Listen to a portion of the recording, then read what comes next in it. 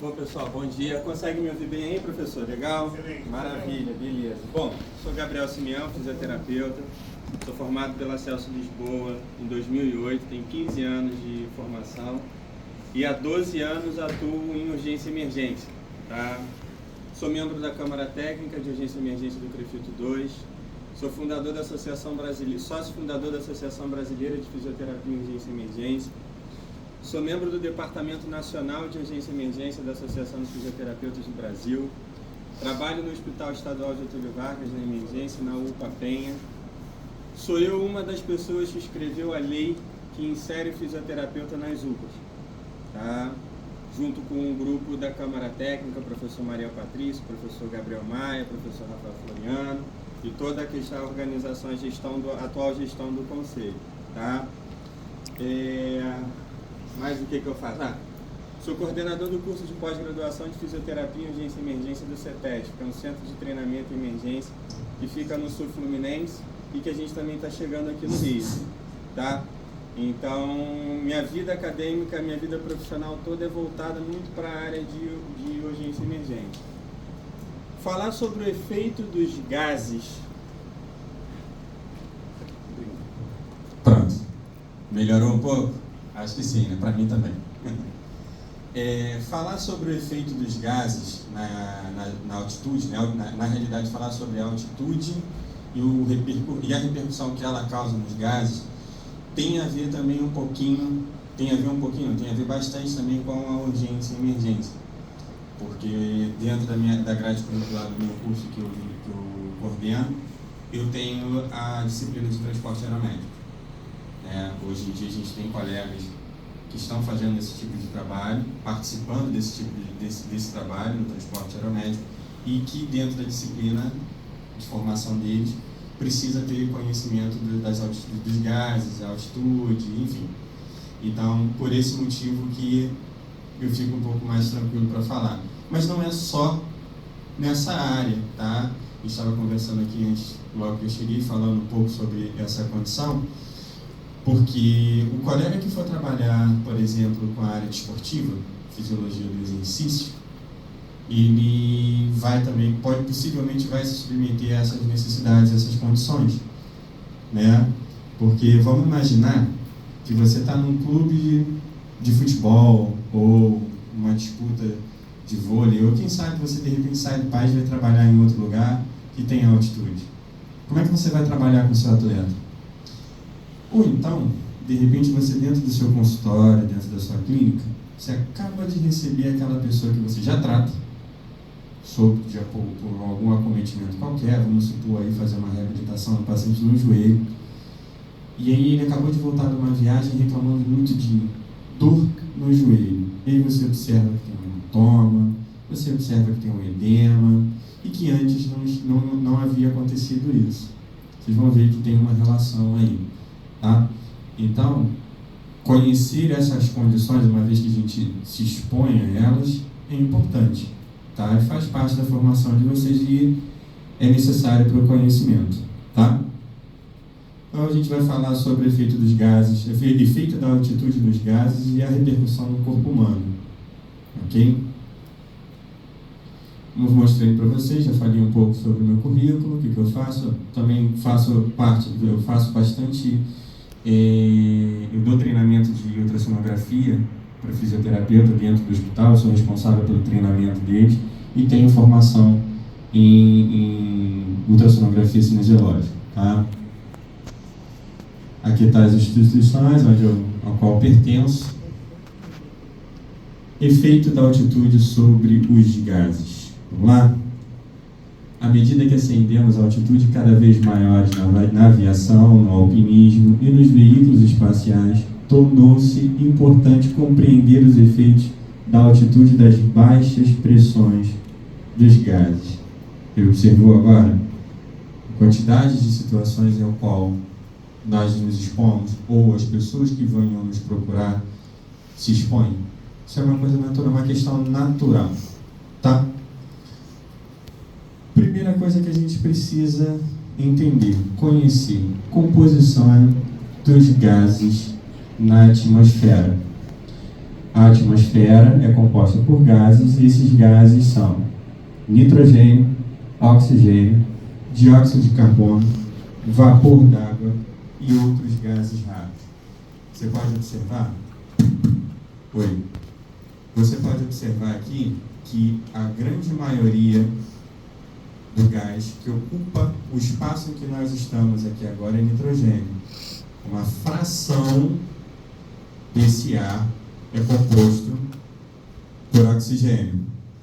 E as outras, o mínimo restante, 1%, é o vapor de água, dióxido de carbono e outros gases raros.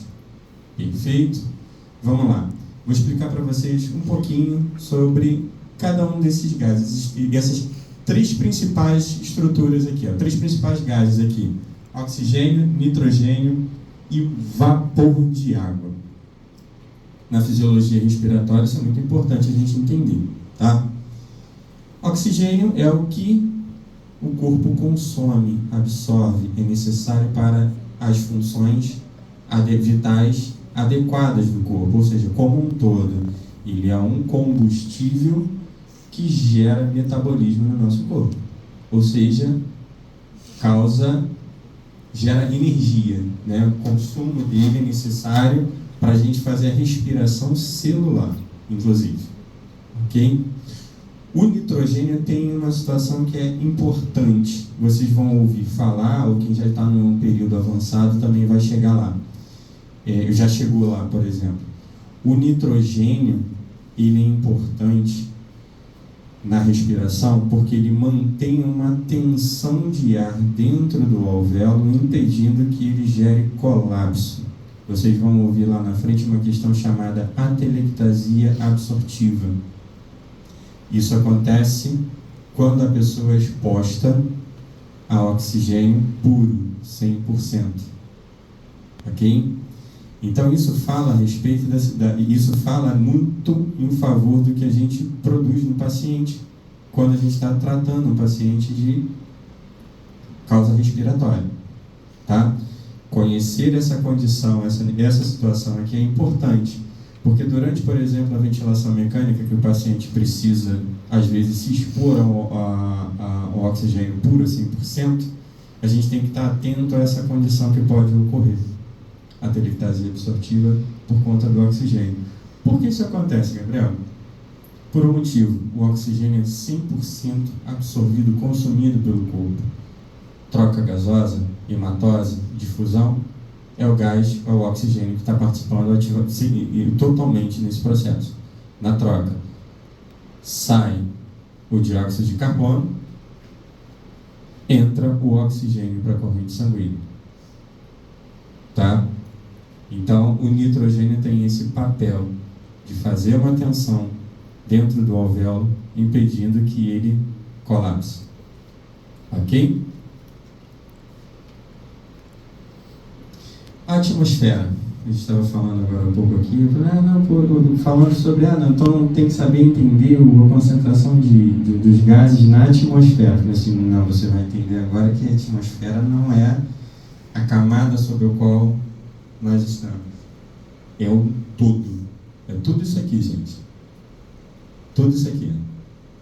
Nós estamos aqui, ó. Tá?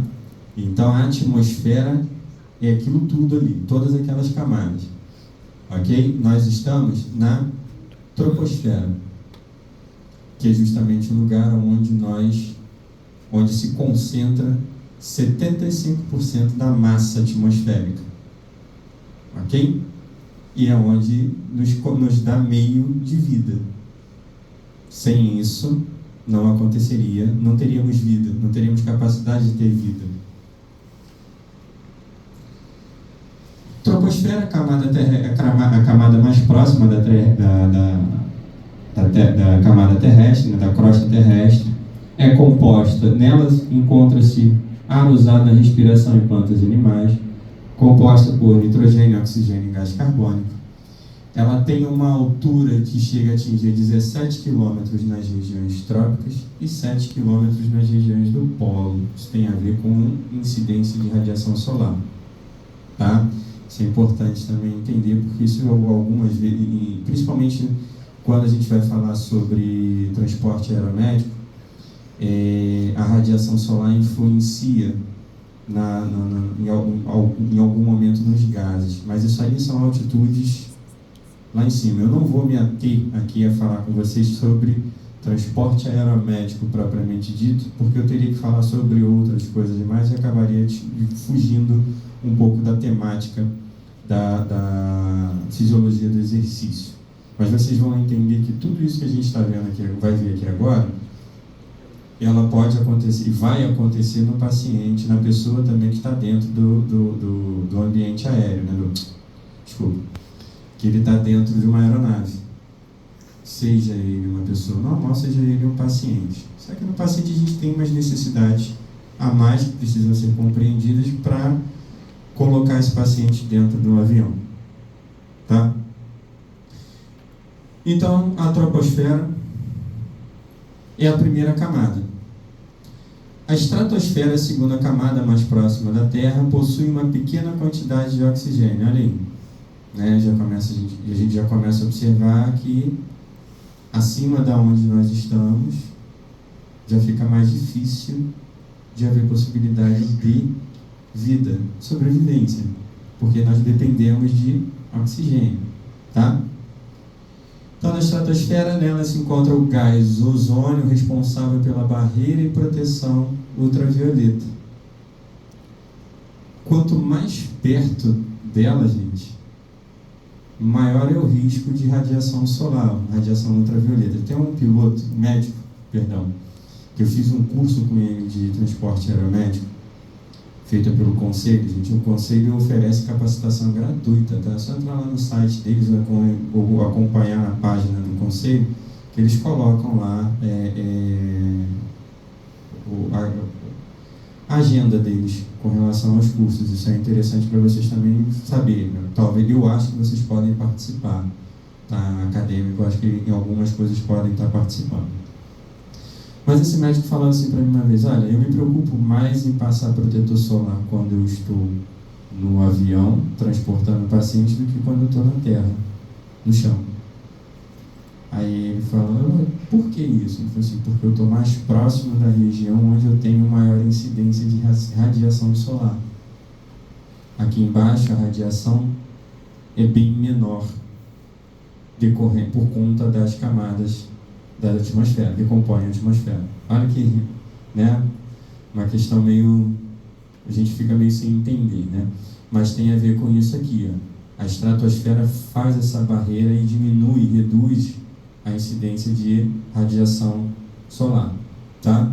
E isso ajuda, influencia na estabilização dos gases, inclusive. A terceira camada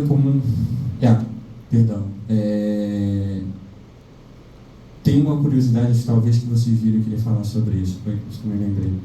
Teve um austríaco, há um certo tempo, que ele fez um salto que foi o maior salto de paraquedas registrado na história.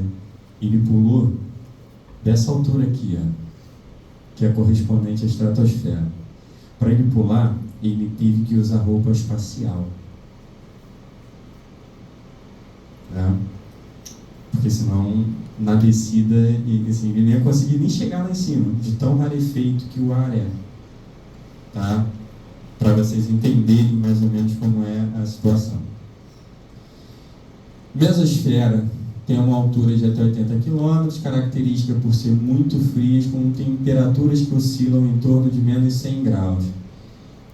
Sua temperatura, no entanto, não é uniforme em toda a sua extensão, ou seja, quanto mais próximo da barreira, da camada mais baixa, ela é um pouco mais quente. Quanto mais para cima, mais frio é. Então vai perdendo calor. Tá? Termosfera.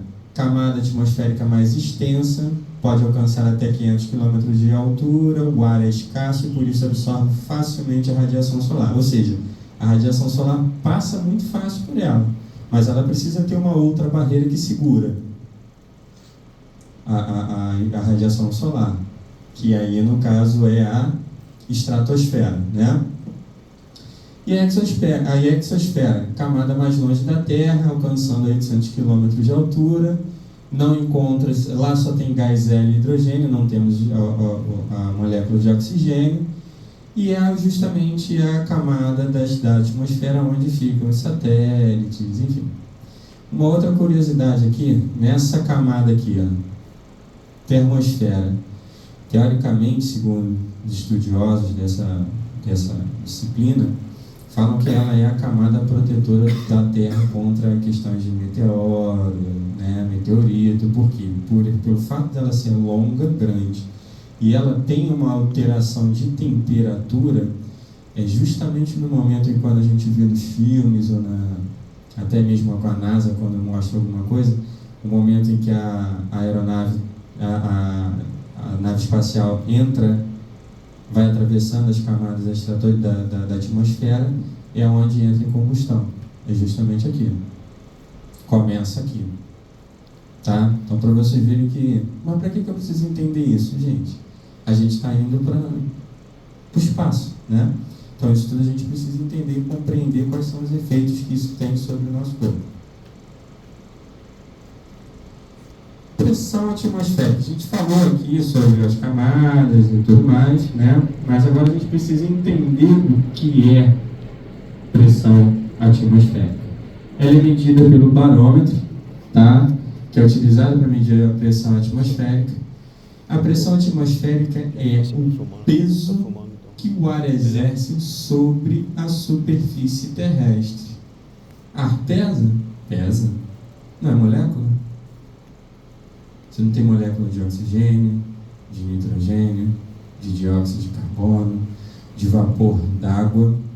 O vapor d'água, gente, ele fica suspenso no ar, que ele é importante para umidificar a entrada do ar na nossa via aérea. Mas isso é um papel nosso, ativo, chamado respiração incensória, que a mucosa da gente, nasal, libera gotículas de água para umidificar o ar que entra, porque o ar tem uma temperatura ambiente menor que dentro do nosso corpo, a fim de evitar danos de corrosão, tá? Então, o vapor d'água externo também tem isso. E isso pesa, não pesa? Se você começar a acumular água dentro de algum recipiente de um copo, não tem um peso. Quanto mais você vai colocando, mais ela vai pesar, tá? Então, o peso que o ar exerce sobre a superfície terrestre, sua manifestação está diretamente relacionada à força da gravidade e à influência que essa realiza sobre as moléculas gasosas que compõem a atmosfera. Então, a gente observa aqui que, zero de altitude, maior é a pressão por quilograma-força de centímetro quadrado. Isso não vem ao caso agora para a gente no momento, tá?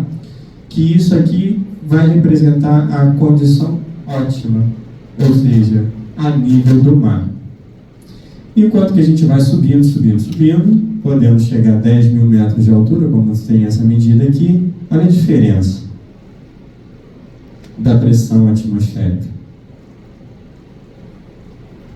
É bastante, não é? O que isso aqui quer dizer? Eu tenho menor pressão dos gases. Os gases sofrem, na realidade, menos influência da gravidade. Você sabe por que isso? Porque a gravidade empurra para baixo. A molécula não tem peso, então ela vai descer junto com a gravidade, ela vai se concentrar mais num determinado ponto de altitude, de altura, não é? Quanto mais a gente sobe, quanto maior a altitude em relação ao nível do mar, menor será a pressão atmosférica. Isso porque a força da gravidade mantém o ar mais próximo à superfície, né? Se eu pegar alguma coisa e deixar cair aqui, ele vai para o chão, porque não tem peso. O ar também pesa. A gravidade vai exercer essa influência sobre. Ok? Entendido? Guardem aí a dúvida, anotem, podem me perguntar, se precisar parar para perguntar, por favor, façam isso, ok? Não é uma palestra, que eu estou levando isso aqui como se fosse uma aula, que é uma aula, para vocês tirarem as dúvidas no momento que precisa ser tirado, tá bom? Isso ocorre porque a força da gravidade maior mantém maior parte da próxima superfície, se explica as grandes cadeias da montanha apresentarem um ambiente mais rarefeito, não é? Tem um outro efeito lá na frente, quando eu chegar num determinado ponto que a gente vai falar, que também fala e mostra com... Fica mais fácil de vocês compreenderem. Vocês vão entender agora. Agora não, já. Nos próximos 2 slides. Tá? Então, a pressão atmosférica é exercida pela gravidade sobre as moléculas que compõem o ar, que jogam ela para mais próximo da superfície terrestre, ao nível do mar. Aqui. Em grandes altitudes ou em nível do mar, o ar ambiente contém 20,93%, 21% de oxigênio, né? Isso é constante, não muda, a relação não muda, independente da altitude. A concentração de oxigênio no ar é de 21%, que é a condição ótima para nossa subsistência, nossa sobrevivência, tá? À medida que ocorre o aumento da altitude, a disponibilização de oxigênio para as células do nosso corpo ficam comprometidas. Porque olha o que acontece aqui, ó. Tem maior concentração, maior gradiente, maior pressão ao nível do mar e menor concentração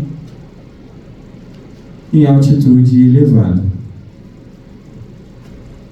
De novo, vamos voltar lá. A pressão na gravidade, né? A pressão atmosférica, que também é exercida e influenciada pela gravidade, empurra toda a massa de ar, as moléculas que compõem o ar, para próximo do nível do mar possível. Ok? Aqui está a relação entre pressão barométrica, ou a pressão atmosférica, e a pressão parcial de oxigênio no ar inspirado. Observa que ao nível do mar nós temos uma pressão barométrica de 760 milímetros de mercúrio, que gera uma pressão de oxigênio, uma pressão de oxigênio de 159,2. Isso é muito importante entender, porque isso vai impactar diretamente na troca gasosa, na difusão do ar. Lembra que a difusão é passiva? Ela ocorre por pressão dos gases. O oxigênio que vem de fora, que vem do ar inspirado no meio ambiente, tem uma pressão de 159,2. Quando ele alcança a membrana respiratória, ou seja, o alvéolo, ele tem uma pressão maior do que o PCO2, que está na corrente sanguínea. Então, por gradiente de pressão, há a troca gasosa, há a difusão.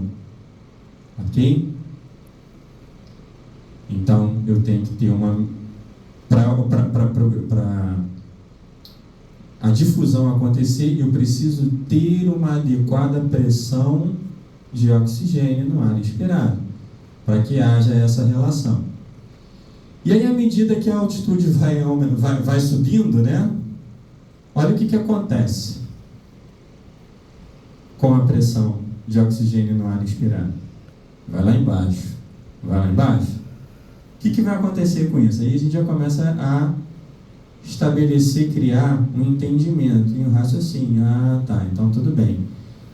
Eu tenho uma pior troca gasosa, uma pior respiração, porque eu perco pressão de oxigênio. Daí você já entende, começa a entender os efeitos, e pensar, hipotetizar os efeitos que podem acontecer. O colega me perguntou assim, o que acontece no músculo? Mais facilidade de ter lesão muscular, não foi? Eu disse, sim, por quê? Quem são os órgãos, né, os tecidos que mais consomem oxigênio? Primeira pergunta, a pergunta mais que é a correta. Quais são, vocês que estavam aqui não podem responder não vale não, tá? Quais são as duas principais substratos que o corpo mais consome no metabolismo? Oxigênio e proteína. Oi? Oxigênio e proteína. Proteína? Não. Oxigênio, beleza. Qual é a principal fonte de energia consumida pelo corpo? Que é o quê? Carboidrato. O metabolismo do carboidrato não acontece sem ser. Ele pode até acontecer num dado período de tempo curto, anaeróbico, que é a reserva baixa. Mas depois de um tempo, na atividade física, o que vai acontecer? Ele depende do que para gerar ATP? Lembra? 120 segundos, 2 minutos. Você faz uma atividade, queima, até 120 minutos você queima toda a sua reserva anaeróbica. Dali por diante você precisa começar a aumentar o seu consumo VO2, aumentar o seu VO2 para aumentar a concentração de oxigênio no sangue, para gerar metabolismo aeróbico, não é assim?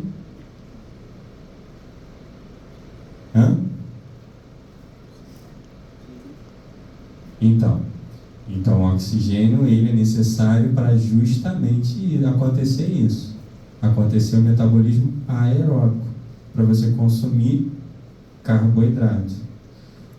O músculo ou o corpo como um todo,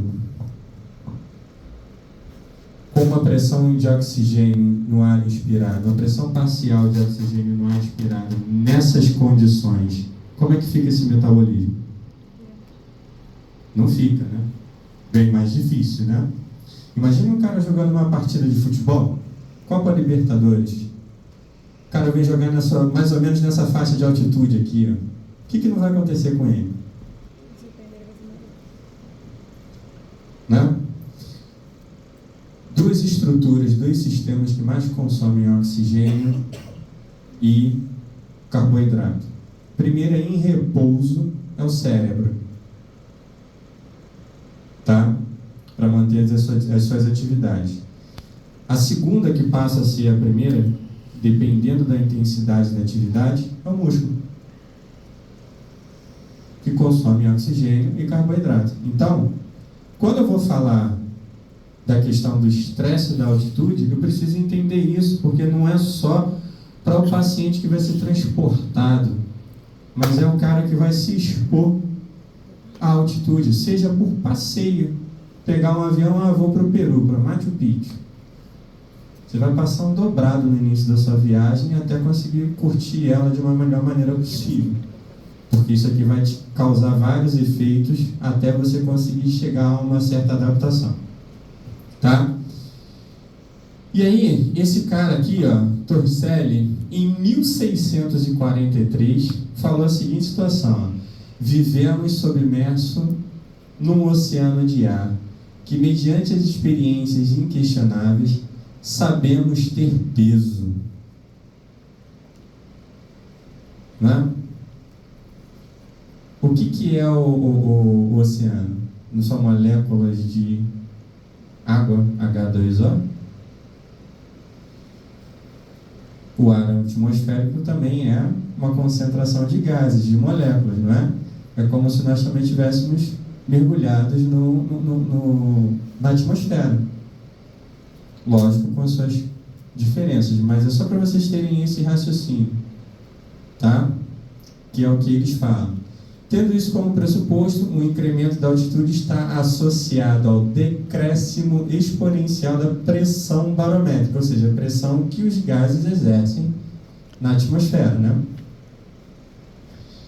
E, paralelamente, a pressão parcial de oxigênio no ar atmosférico. A gente já falou, entendeu mais ou menos o que acontece aqui com as moléculas de ar, né? Principalmente de oxigênio, que é o que faz a gente viver. Essas pressões, a altitude influencia na concentração de oxigênio, mostrando aqui que o oxigênio tem um decréscimo quanto maior a sua altitude, mais difícil fica de respirar, né? Essa outra imagem aqui fala, em altitudes elevadas as moléculas de ar ficam mais distantes uma das outras, portanto, menor é a pressão atmosférica, enquanto que em altitudes baixas as moléculas de ar ficam mais próximas uma das outras. Então fica mais fácil de absorvê-las, de respirá-las. Consequentemente, mais fácil fica a respiração. Ok? Gente, alguma dúvida? Bastante, pelo visto, bastante. Então agora a gente vai começar a falar rapidamente aqui sobre efeito da altitude sobre o corpo humano. Quando exposto a grandes altitudes, o organismo se adapta e produz respostas fisiológicas em vários sistemas. São alterações ocasionadas pela pouca oferta de O2. Isso compromete as funções de vários sistemas, entre eles todos, né? Mas principalmente cardiovascular, respiratório, o muscular e o cerebral, que dependem de aporte de aproximadamente 21% de oxigênio para funcionar adequadamente. Não é a concentração de ar, de oxigênio no ar atmosférico não é de 21%? É o necessário para que as nossas funções orgânicas funcionem de maneira adequada. E se o paciente entra em insuficiência respiratória ou tem algum comprometimento de algum sistema, em que acaba comprometendo, por exemplo, vamos pensar aqui, um DPOC, uma doença pulmonar obstrutiva crônica, que a pessoa tem lá deterioração do parênquima pulmonar, né, perda de membrana alvéolo capilar, consequentemente ele tem menor capacidade de absorção dos gases. Não é mais ou menos como... E ele consegue ter um ar, ele consegue concentrar, captar a quantidade necessária adequada de ar para isso? Não. Esse cara pode ser um paciente que vira a ser um hipercáprico ou um hipoxêmico, dependente de suporte de O2. E aí você tem que dar suporte de O2 suplementar para ele, porque o ar inspirado para ele, a concentração de oxigênio para ele não é o suficiente para as funções do corpo dele se manterem de maneira adequada, tá? Pensando nisso, a exposição a ambientes de hipóxia hipobárica por baixa pressão submete o corpo a inúmeras alterações nos diferentes sistemas. Sistema respiratório, decréscimo de PO2 afeta de forma negativa a taxa de difusão de oxigênio nos alvéolos, havendo a redução de percentual de saturação da hemoglobina. Lembra lá? Oxihemoglobina, desoxihemoglobina. Já falaram um pouco sobre isso? Já viram isso? Possível, com certeza, porque vocês já fizeram fisiologia humana, né? Para chegar à fisiologia... Aprende, professor. É critério para poder passar. Então, beleza.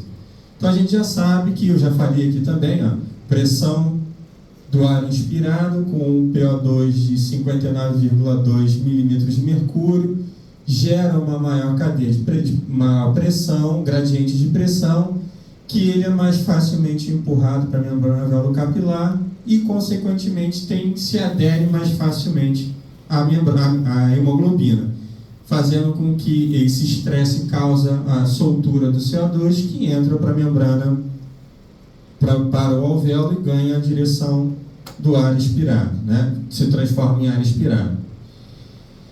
Agora aqui, em uma altitude inferior a 6.000 pés, a saturação de hemoglobina pelo oxigênio é de 95%. Ou seja, é uma saturação máxima encontrada. Enquanto que já em 10.000 pés cai para 90% em pessoas sem nenhuma patologia. Agora eu vou pensar no paciente, por exemplo, anêmico, ou um paciente DPOC da vida, ou um paciente cardiopata, que também tem essa dificuldade, déficit na bomba. Vai ser bem pior essa condição nele, né? E aí é onde a gente já começa a pensar naquela questão do transporte aeromédico, por exemplo. O porquê que entender essas condições. Ah, mas a cabine é pressurizada, mas tem efeito. Tem outros efeitos também. Ó, numa altitude de 17.000 pés, a saturação pode atingir 70%, que é insuficiente para manter a adequada função cerebral. Né? A alteração fisiológica mais característica da hipóxia hipobárica é elevação da frequência respiratória e do volume corrente, que gera a hiperventilação, consequentemente queda da PCO2. Tá? E isso acontece por causa dessas pessoas, dessas estruturas aqui, ó. Quando cai o O2 ou aumenta o CO2, há percepção nos quimioreceptores, no bulbo carotídeo, tá? E na crosta aórtica, que geram mensagens para o centro respiratório falando assim, ó, tem pouco oxigênio, preciso que você aumente seu trabalho respiratório, para que isso seja compensado, tá? Então, é um mecanismo de compensação, de adaptação, ok?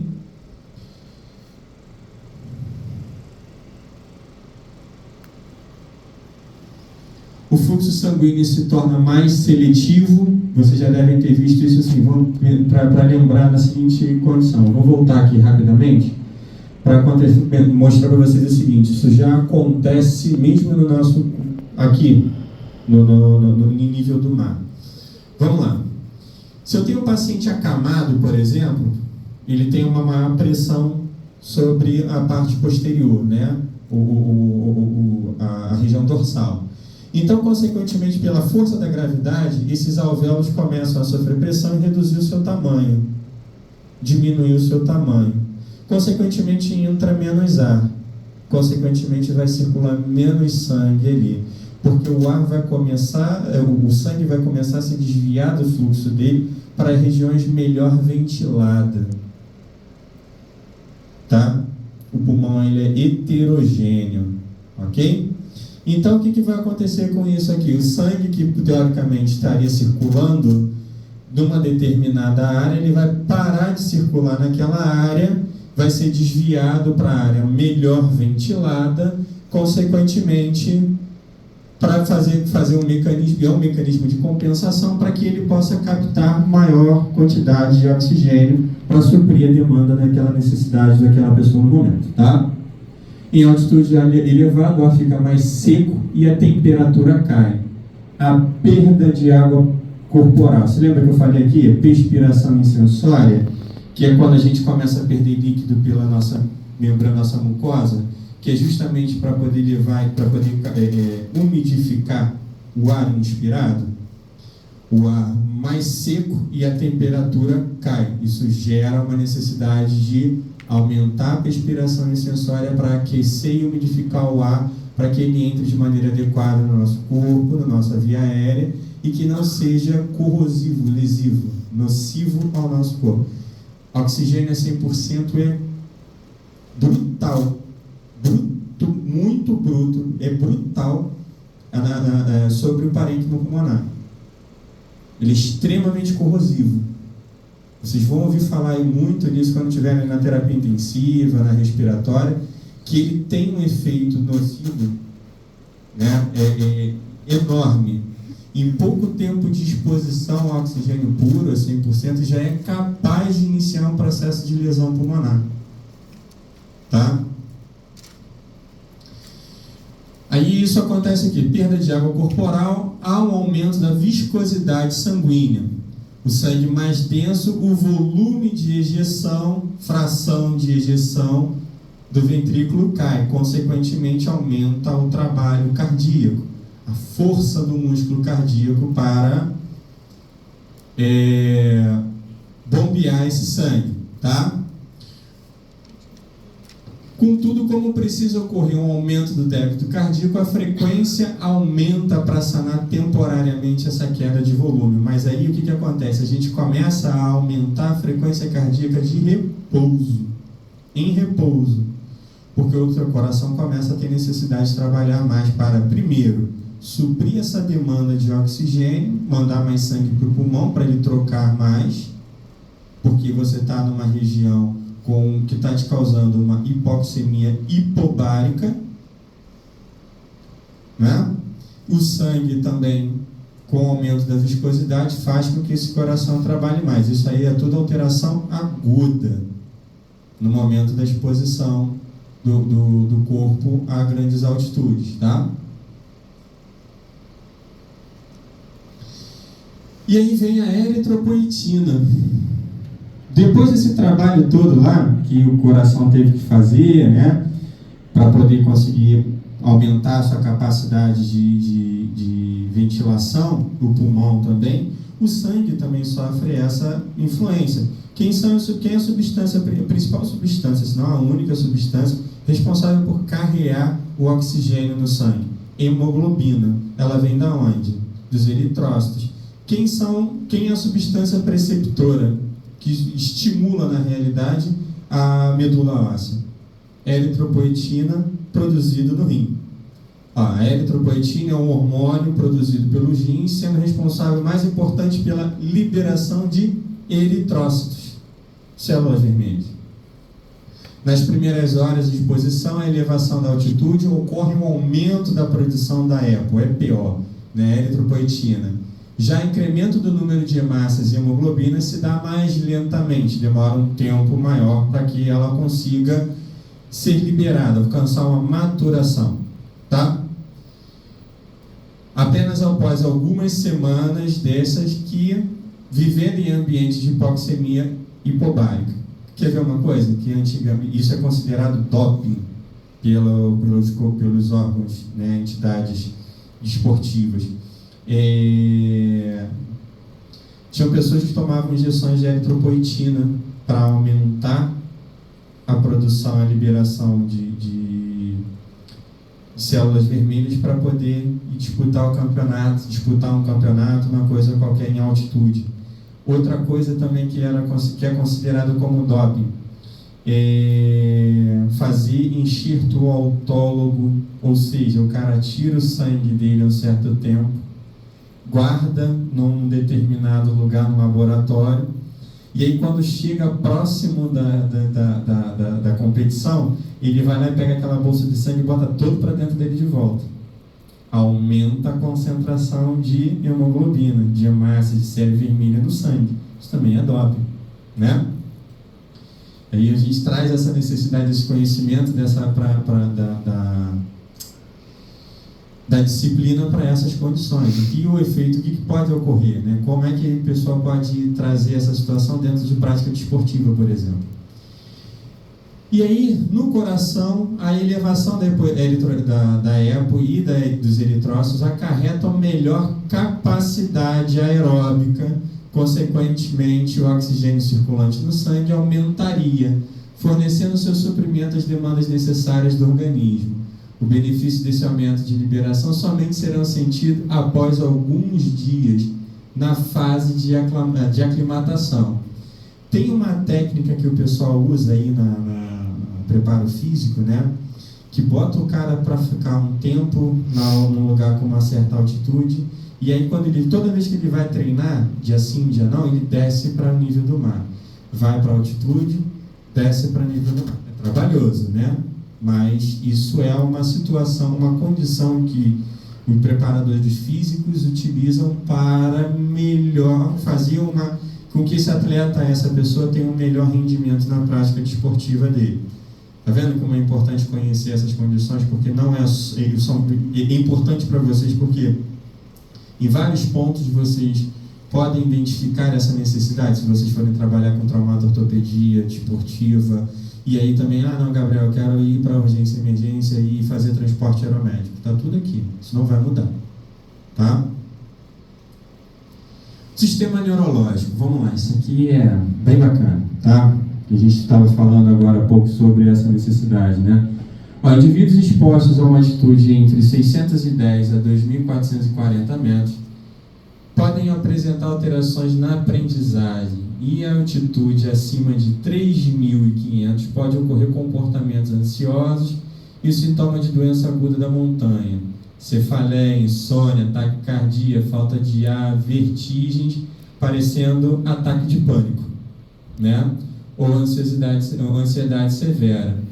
Isso acontece por hiperventilação em consequência da hipóxia. O sistema nervoso central, o fluxo sanguíneo central, ele sofre influências pesadas, intensas do ambiente onde tem alteração dos gases. Existem manobras ventilatórias, inclusive, que a gente faz em terapia intensiva, em neurointensivismo, que é justamente para tentar conter, no caso de um acidente vascular cerebral, por exemplo, um TCE, que haja uma diminuição ou um aumento do fluxo sanguíneo cerebral, consequentemente reduzir os danos causados pelo acidente, né, em si. O que acontece no sangramento cerebral? Há uma ruptura do vaso. O vaso vai fazer vasoconstrição. Ele vai conseguir fazer uma vasoconstrição quando ele é exposto a um ambiente rico em oxigênio, que aí ele vai fazer uma modulação para proteger o cérebro. Enquanto que no dióxido de carbono ele vai aumentar o fluxo sanguíneo cerebral para poder também proteger o cérebro e manter o seu funcionamento adequado. Então aí na situação do cara que está fazendo uma hipercapnia e sangrando, eu vou fazer hiperventilação nesse paciente. Eu vou estabilizar os gases na realidade, tá? Então é para vocês entenderem como é que o sistema nervoso central se comporta com relação ao fluxo sanguíneo. Em altitude de 5.000 metros, o efeito da hipóxia pode produzir no organismo menos resistência muscular nos braços e nas pernas, dor de cabeça, tontura, dificuldade para respirar e, além disso, alterações visomotoras, mudança de personalidade, né? Sintomas obsessivo-compulsivos, hostilidade pela diminuição da pressão de O2 inspirada pela traqueia, no ar. Perdão. Tá, então, a pressão alveolar de O2, pressão parcial de O2 na artéria sanguínea e saturação de hemoglobina no sangue arterial caem, resultando em falta de O2 e, portanto, crucial no mecanismo de desenvolvimento de problemas físicos que levam a alterações neuropsicológicas em grande altitude. Em 6.000 metros de altitude, a média de erro em avaliação neuropsicológica para indivíduos não aclimatados são maiores em relação àqueles aclimatizados, tá? Porque a depressão vasomotora, ou seja, aí já começa em nível central, né? De controle central. Pode proporcionar vasodilatação arterial e levar a alterações cerebrais. Já em altitudes de 8.000 metros, Monte Everest, pode acontecer hipotermia e morte súbita, que estão associados a edema cerebral vasogênico, pela falta de regulação do endotélio, causado pela hipoxemia, tá? Então, aqui para você ver um mecanismo... Essa aula vai estar disponível para vocês, tá, gente? Eu vou passar depois para a Laís, aí ela bota para vocês no grupo de vocês, se vocês tiverem. Tá? Aqui é um mecanismo que ocorre a alteração do fluxo sanguíneo cerebral de acordo com a disposição dos gases, no caso a hipoxemia, tá? E aqui a gente consegue observar alterações neuropsicológicas diante da altitude, do aumento da altura em que a pessoa se encontra. Aqui a gente consegue ver habilidades aritméticas e tomadas de decisão. Olha como é que fica comprometida a tomada de decisão do indivíduo nessa exposição. Um jogador de futebol que está lá com um aumento do consumo de oxigênio e tudo mais. Como é que vai ficar a tomada de decisão dele nesse momento? Bem comprometida, né?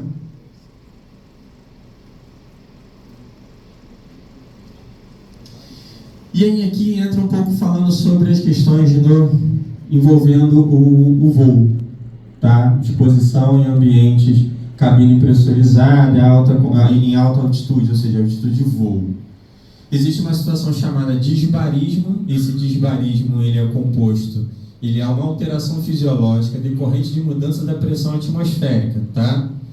Ele é feito ele tem duas formas dele se manifestarem: a aerodilatação e a aeroembolia, tá? Ambas ocasionadas devido à mudança de pressão. A aerodilatação, a gente tem que entender uma lei, que é a lei de Boyle-Mariot. Vocês vão ouvir falar sobre isso aí, já ouviram falar, senão o professor também vai falar sobre isso. Já falou alguma coisa? Não. Vai falar? Então a gente vai pensar aqui, ó, no nível do mar, as nossas moléculas, as moléculas do ar, que compõem o ar, têm um determinado tamanho. À medida que ele vai subindo, ela vai se expandindo. Tá? Então, para entendermos a aerodilatação ou aerobarotrauma, precisa entender a lei de Boyle, estudada por Boyle-Mariot. A uma temperatura constante, o volume da massa de um gás é inversamente proporcional à pressão que ele suporta. Na altitude, com a diminuição da pressão atmosférica, os gases aprisionados em cavidades dilatam-se. Com isso, pode afirmar que o organismo, quando exposto a baixa pressão, aumento de altitude, o volume de um gás normalmente presente na cavidade do corpo humano aumenta. E aí vem a seguinte situação. Levando em conta que onde temos presença de ar poderá ocorrer dilatação do mesmo, prioriza-se retirada do ar, se possível. Por exemplo, pneumotórax. Você sabe me dizer como é o pneumotórax? Pneumotórax não é a presença do gás do ar fora do espaço do parênquima pulmonar, dentro da cavidade torácica. Já viram isso? Não, no quarto período. Vocês estão, todo mundo aqui é quarto período, né? Vocês vão ver isso. O pneumotórax é quando o ar sai do alvéolo e ganha a caixa torácica, ficando aprisionada entre o pulmão e a caixa torácica, fazendo um efeito de compressão contra o pulmão, reduzindo, causando atelectasia, colapso pulmonar, que necessita ser drenado no ambiente se ele for levado para um ambiente de alta altitude, ou seja, transportado. Ele não pode fazer isso aqui, não pode ser posto lá dentro do avião, da aeronave, senão esse gás vai dilatar, distender e aumentar mais ainda essa condição. E o paciente vai estar numa situação hostil e em área instável. Consequentemente, vamos ter maiores problemas, tá? E aí a gente tem a seguinte situação. Barotite, pressão, sabe aquela coisa de estalido no ouvido, o ouvido fica abafado quando você sai e está no avião? Já sentiram isso? É por causa da alteração das pressões atmosféricas. Barodontalgia, pessoa que sente dor no dente por causa de alteração da pressão atmosférica. Barosinusite, mesma coisa, não tem ar lá dentro da cavidade. Imagina você estar com uma sinusite, já é incômodo você aqui embaixo. Está na aeronave, o ar se expande, vai causar uma dor absurda na face, né? Barogastralgia ou barocólica, também devido à dilatação dos gases. Agora eu trouxe uma situação aqui, essa figura que é importante. Isso aqui são tubos isso aqui é um tubo orotraqueal, isso aqui é uma máscara laríngea. Aqui nós preenchemos elas com ar, com uma pressão de até 30 centímetros de água. Se a gente for subir, colocar esse paciente dentro da aeronave para fazer o transporte com ele, a gente tem que tirar o ar daqui de dentro e preencher com água. Por quê? Porque o gás vai se expandir, vai causar um efeito, uma pressão contra a parede da traqueia e, consequentemente, lesionar essa mucosa, causando traqueomalácia. Depois, para você tirar esse paciente do tubo, estubar ele, não vai rolar, por causa da lesão na traqueia. Lesão isquêmica da traqueia, tá? Aeroembolismo. Aí a gente vai falar sobre a lei de Henry, tá? No aeroembolismo pode-se encontrar presença de bolhas gasosas no tecido e no sangue devido à baixa pressão atmosférica. Isso foi visto em 1802, onde mostrava a quantidade de gases dentro de um líquido varia diretamente de acordo com a pressão parciais desses gases dentro do líquido. Tá? No corpo humano temos presença de muitos gases. Um deles é o nitrogênio, que é encontrado numa proporção de 100 ml no sangue e 900 ml no tecido. Tá? E ele tem você lembra que ele tem um comportamento diferente do oxigênio, como eu falei? O oxigênio no pulmão ele é totalmente absorvido, e o nitrogênio ele fica, né, causando uma tensão superficial no alvéolo, mantendo ele aberto, impedindo assim a telectasia absortiva. Tá? O nitrogênio é desprendido em forma de bolhas gasosas assim que a aeronave alcança grandes altitudes, mantendo assim uma baixa pressão atmosférica. Uma vez que essas bolhas circulam pela corrente sanguínea, pode obstruir determinada ramificação vascular, iniciando um processo de má oxigenação na região. Não é um processo de má oxigenação. Alguém aqui já ouviu falar sobre embolia gasosa? Já ouviram falar? Isso acontece no voo? Eu perdi um conhecido, um amigo de plantão, que foi viajar para o Chile, voltou, ele infartou no meio da viagem. Ele era bucomaxilo lá do hospital. Fizeram os exames, tudo direitinho e tal, quando foram ver, embolia gasosa. Por causa do aeroembolismo. Não é comum de acontecer, tá, gente? Mas ocorre. Então, diante dessa situação, a gente pode ver aqui, pode ocorrer das seguintes formas clínicas: aeroembolismo artrálgico, que é a formação dessas bolhas de ar, né, do nitrogênio, principalmente composto pelo nitrogênio, dentro da articulação. O paciente começa a ter dor nas articulações por causa dessas bolhas formadas. E aí você recebe seu paciente na sua clínica, no seu consultório, na casa dele, e você vai atender ele, estou com dor no joelho, estou com prurido, que a gente vai falar que também é o aeroembolismo pruriginoso, que o cara acabou de voltar de uma viagem, então ele está manifestando para você ainda sintomas de aeroembolismo. Tá? Então, o aeroembolismo artrálgico é nas articulações, envolve uma ou mais. O aeroembolismo pruriginoso, tá? Que forma que a pessoa fica com coceira no corpo, podendo evoluir inclusive ainda com enfisema subcutâneo por causa desses gases. Vocês vão ver que enfisema subcutâneo é como se você estivesse botando a mão no plástico bolha na pele, sobre a pele da pessoa. Tá?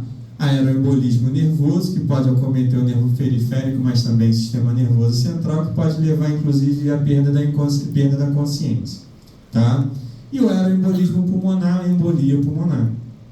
Só que isso aqui, no embolia pulmonar, você pode ter, no caso, como fala ali, que é o tromboembolismo pulmonar, que é causado por um trombo, que não é pelo gás, que não deixa de fazer um efeito trombótico, né, de obstrução.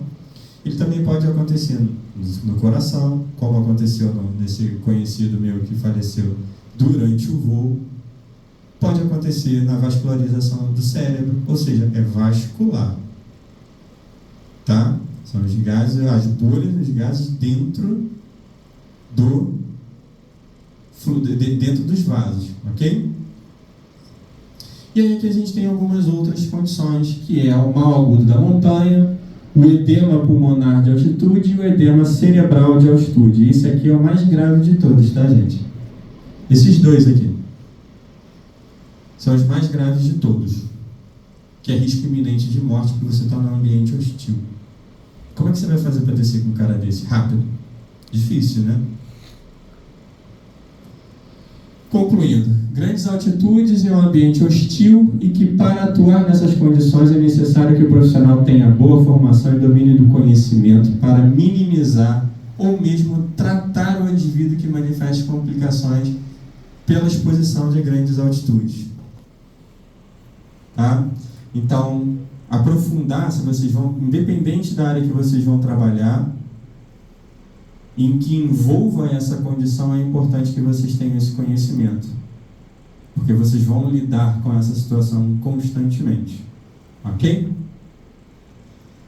Aqui estão algumas referências que eu utilizei para fazer essa aula para vocês e agradeço a oportunidade de estar falando aqui com vocês.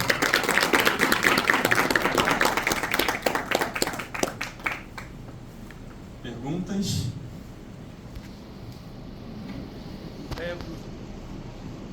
Bom dia, você citou Libertadores e eu gostaria de saber qual a antecedência, assim, por exemplo, o Fluminense esse ano jogou contra o The Strongest, uma altitude elevada e chegou 3 dias antes. Você acha adequado chegar? Não, né? A adaptação nessa condição aí demora um certo tempo, algumas semanas, inclusive, dias a semanas, tá? Ali foi feito, na realidade, uma situação que foi a seguinte: o Filé, o Newton Petroni, eu conheço ele, foi meu professor, inclusive. E eles colocam os atletas a fazerem exposição ao oxigênio puro, né? Porque o oxigênio puro também aumenta essa questão da eritropoetina, mas que a gente sabe que não vai fazer efeito algum, e isso na realidade é para aumentar a reserva de oxigênio no corpo do indivíduo, do atleta, mas isso logo queima, então, né?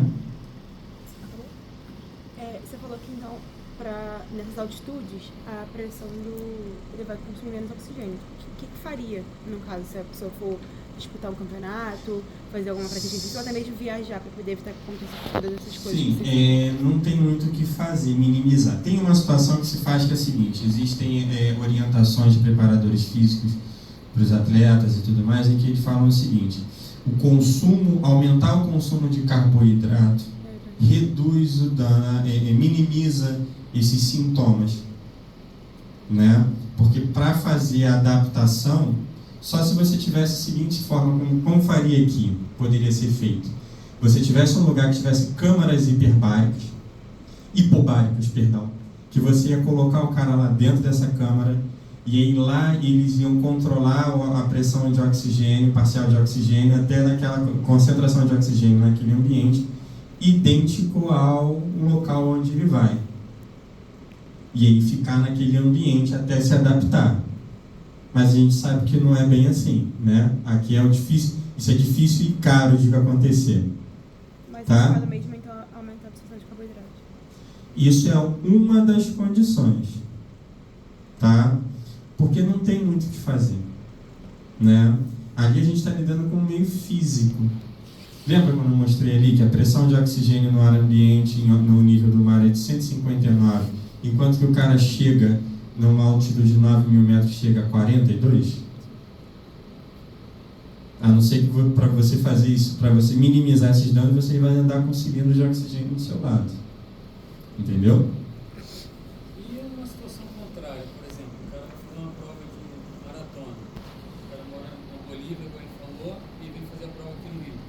Ele leva alguma vantagem em relação aos outros que já estão aqui? Como funciona? Pois é. Ele vai ter uma certa vantagem sob um ponto de vista. Vamos lá. Ele vai ter maior concentração de hemoglobina na corrente sanguínea. Consequentemente, ele vai estar também exposto a uma pressão de oxigênio no ar atmosférico, né? Ele vai consumir mais. Mas você se lembra que tem a questão da gravidade e a rarefação do ar, da pressão do ar em grandes altitudes? Esse cara pode se sentir um pouco pesado, porque ele vai estar aqui com uma pressão atmosférica maior sobre ele. Meio lá, meio cá, né? Igual aquela coisa da bola, quando vai chutar uma bola na Libertadores, né, que a bola corre mais, faz mais. Por quê? Tem menos resistência das moléculas de ar. Né? Então é mais ou menos esse pensamento. O cara vai conseguir aumentar a captação de oxigênio dele, mas como ele está acostumado a um ambiente com menor pressão atmosférica, ele vai sentir se ele vier a correr aqui, de alguma forma. Tá? Sem sombra de dúvidas, sem sombra de dúvidas. A desvantagem é muito maior para a gente que está no nível do mar do que para eles que estão acostumados, aclimatados na altitude. Você quer ver uma coisa? 1 a cada 8 alpinistas que sobem no Himalaia morrem no meio do caminho. Se chegar lá, no meio do caminho voltando, tem um percentual também grande que morre. Completa, mas não volta para contar a história. Né? Então, a população do Himalaia, que já está aclimatada àquilo lá, aquela região, eles sobem e descem carregando o mundo nas costas. Não falei aqui há pouco, assim, diminui a capacidade, diminui a força da musculatura, do músculo, a hipoxemia. Eles lá já estão acostumados a isso, então eles sobem com a carga toda até chegar a um ponto e dali os alpinistas vão continuando subindo. Entendeu?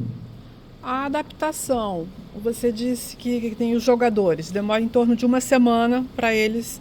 E ao contrário, deles virem para cá, também seria em torno de 1 semana? Então, é que eu estava falando, que eu falei para ele agora há pouco, né? O que acontece com a pessoa que está lá e vem para cá? Eles já estão adaptados a uma altitude extrema, a um ambiente hostil. Para nós, o ambiente de normalidade, para nós, é aqui embaixo, nível do mar, não é? Então, eles não vão sofrer esse problema da hipoxemia, da hipóxia hipobárica, porque eles já estão adaptados a um ambiente pobre em oxigênio, não é?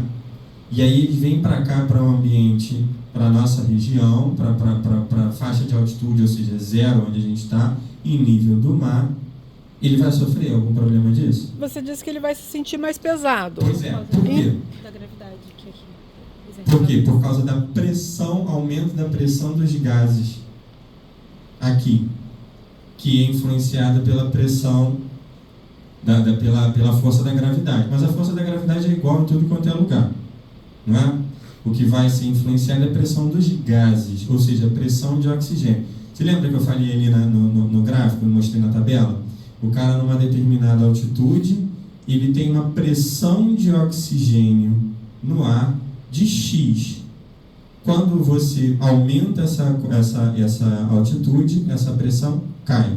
Essa disponibilidade de oxigênio cai. Agora, esse cara que já está acostumado com esse ambiente pobre em oxigênio, para ele já é normal, quando ele vem para cá, ele já tem um valor dentro da normalidade para nós, que para ele não é normal. Então, para ele fica mais fácil, porque ele tem uma concentração de hemoglobina maior no sangue, contrário da gente, que a gente, quando subir, a gente tem um nível X. Se a gente subir, a nossa concentração vai ser difícil, vai ser mais penosa, vai ser mais demorada de adaptação do que ele. Agora, a influência que ele pode vir a sentir é sobre peso atmosférico, o ar atmosférico. É mais denso para ele. Ele está acostumado com o ar mais seco, com a temperatura mais baixa. Né? Então, tem todos os parâmetros, todos os aspectos ambientais que vão influenciar sobre ele, assim como influencia em nós, quando vai para lá para cima. Só que o ambiente em que ele vive é um ambiente mais hostil do que o nosso. Tá? Então, a adaptação acaba sendo mais tranquila. Entendeu? Ele vai ter vantagem na oxigenação, mas vai ter desvantagem nessa parte da pressão e tudo mais. Pois é, tem essa condição, porque você vou levar um exemplo. Botei um cara numa aeroespaçonave que vai para o espaço, ambiente de zero, gravidade zero, né? Vai haver inúmeras alterações ali. Por exemplo, o músculo é responsável por também fazer bomba de retorno venoso, correto? Sem a ação do músculo, quem vai trabalhar para fazer o fluxo sanguíneo constante é o coração. Da mesma forma como se eu colocasse você deitada. Você perde a força da gravidade, perde a contratilidade da musculatura, que auxilia no retorno venoso. Vai ser só o seu coração trabalhando para cima e para baixo o tempo inteiro, fazendo com que o fluxo sanguíneo ocorra. Porque você está num plano que a gravidade não te propicia essa questão do músculo, entendeu? Da bomba muscular. Seria válido a utilização daquelas máscaras que simulam a altitude? Não sei se você já viu, para preparar o jogador. Na realidade, o que acontece dentro do vestiário, tá? VNI, para aumentar a área pulmonar, expansão, pressão positiva, para poder aumentar a área pulmonar com oxigênio, para poder bombar o cara de oxigênio. Não, mas eu digo assim, por exemplo, o cara tá aqui no Rio ainda, tem um jogo, por exemplo, seria válido uma semana antes, 2 semanas antes, o cara treinar com aquela máscara para poder se adaptar à falta de... Talvez sim, pode ser. Eu não vi estudo sobre isso, não vi ninguém falando sobre isso ainda, né? Mas eu acredito que em algum lugar isso possa estar sendo visto, entendeu? E os riscos de lesão? Risco de lesão, vamos lá. Isso aí é uma situação importante, né? Lembra que a gente estava falando sobre o metabolismo? Como é que o músculo vai se comportar num ambiente pobre em oxigênio? Ele vai demandar maior necessidade de oxigênio, né? E vai metabolizar mais. O que acontece com o metabolismo? Qual é o produto residual metabólito da utilização do oxigênio e do carboidrato? Dióxido de carbono e lactato. São duas substâncias que enfraquecem o músculo, enfraquecem o tecido muscular, potencializando a possibilidade de lesão. A recuperação desse atleta também é um pouco mais demorada, tá? Hoje em dia você vê nos Estados Unidos o pessoal botando muito a galera dentro de câmaras hiperbáricas, botando o cara com pressão de oxigênio lá nas estrelas, né? Ou então aquela coisa de mergulha dentro do gelo, é para poder fazer vasoconstrição e estancar, zerar uma taxa metabólica do músculo. Então é mais lesivo a gente ir para lá do que eles vindo para cá. É mais fácil. Gente, olha só, o oxigênio ele é extremamente importante no nosso metabolismo, em tudo. Sem ele a gente não vive, tá? Recentemente eu apresentei um trabalho, fiz uma palestra inclusive, falando sobre a utilização do ventilador mecânico durante a parada cardiorrespiratória. Posição positiva, que muita gente fala contra, porque impede o retorno venoso. Calma lá. Hipoxemia, hipóxia severa causa edema agudo. Vasoconstrição hipóxica. Piora mais ainda o resultado que eu tento dar naquele paciente, que é restabelecer a circulação espontânea. Então eu consigo ventilar melhor meu paciente de maneira mais controlada e ofertar o oxigênio necessário, que é o oxigênio a 100%, para minimizar esses danos da hipoxemia e melhorar minha performance na manobra, consequentemente facilitar aumentar a possibilidade, as chances desse paciente de restabelecer a circulação espontânea, ou seja, restabelecer o batimento cardíaco. Então a pressão positiva e o oxigênio ofertado de acordo com a necessidade dessa pessoa melhorou, tem alguma influência nesse resultado.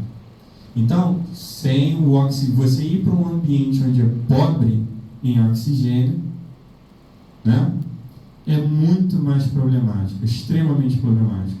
O corpo responde de forma absurda, multifatorialmente. Ok? Tudo bem? Mais alguma dúvida? Alguma coisa? Como é que era aquele nome quando o nitrogênio fica dentro do alvéolo por Tensão. Tensão de superfície. Ele faz uma tensão na superfície do alvéolo para manter ele aberto. Impedir a telectasia por absorção. Tá? Beleza? Obrigado, pessoal. Eu queria agradecer a sua presença aqui, por ter vindo dessa palestra pra gente. Muito obrigada. Até com o certificado de participação.